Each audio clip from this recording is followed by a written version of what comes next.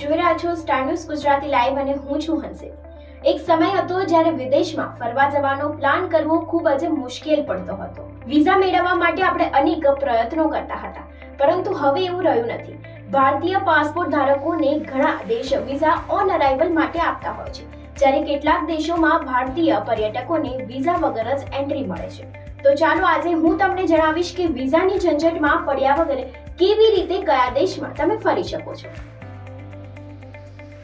સૌપ્રથમ વાત કરું તો ફિજી. ખૂબસૂરત બીચ વાળો ફિજી પર્યટકો માટે સ્વર્ગ બરાબર છે. ભારતીય પર્યટકોને ફિજી ફરવા માટે વિઝાની જરૂર નથી. બસ તમારી પાસે નિશ્ચિત બેંક બેલેન્સ અને રિટર્ન ટિકિટ હોવી ખૂબ જરૂરી છે. અહીંયા 4 મહિના માટે તમે ફરી શકો છો. ત્યારબાદ વાત કરું તો મોરિશિયસ. ભારતીય પાસપોર્ટ ધારકોને મોરિશિયસ પણ ફ્રી એન્ટ્રી આપે છે અને તે 90 દિવસ માટે માન્ય હોય છે. તે પછી વાત કરું તો ઇન્ડોનેશિયા. જી હા, ઇન્ડોનેશિયા ફરવા માટે ભારતીય પર્યટકોને વિઝાની જરૂર નથી. અહીં તમે વિઝા વગર 30 દિવસ સુધી ફરી શકો છો. તેના પછી આવે છે ભૂતાન. ભારતનો પડોશી દેશ ભૂતાન પર્યટકોની પસંદગીની જગ્યા છે. ભારતીયોને ભૂતાન જવા માટે વિઝાની જરૂર પડતી નથી. પાસપોર્ટ અથવા તો બીજું કોઈ આઈડી હોય તે પૂરતું હોય છે. તેના પછી આવે છે માલદીવ્સ. દ્વીપોનો દેશ માલદીવ્સ પણ ભારતીય પર્યટકોને 30 દિવસ માટે વિઝા ઓન અરાઇવલ ઓફર કરતું હોય છે. તે પછી આવે છે કેન્યા. જી હા, ભારતીય ટુરિસ્ટને કેન્યા પણ મહત્વનું સ્થાન રાખ્યું છે.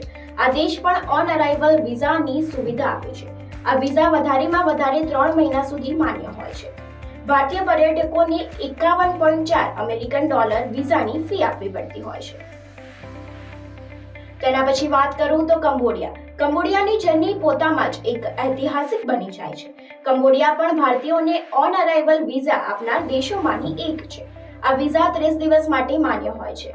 તેના માટે ફક્ત તમારી પાસે પાસપોર્ટ હોવો જરૂરી છે.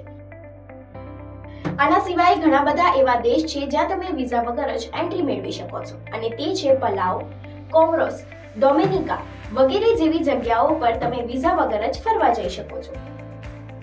તો આ હતી માહિતી એવી જગ્યાઓ વિશે જ્યાં તમે વિઝા વગર ફરવા જઈ શકો છો.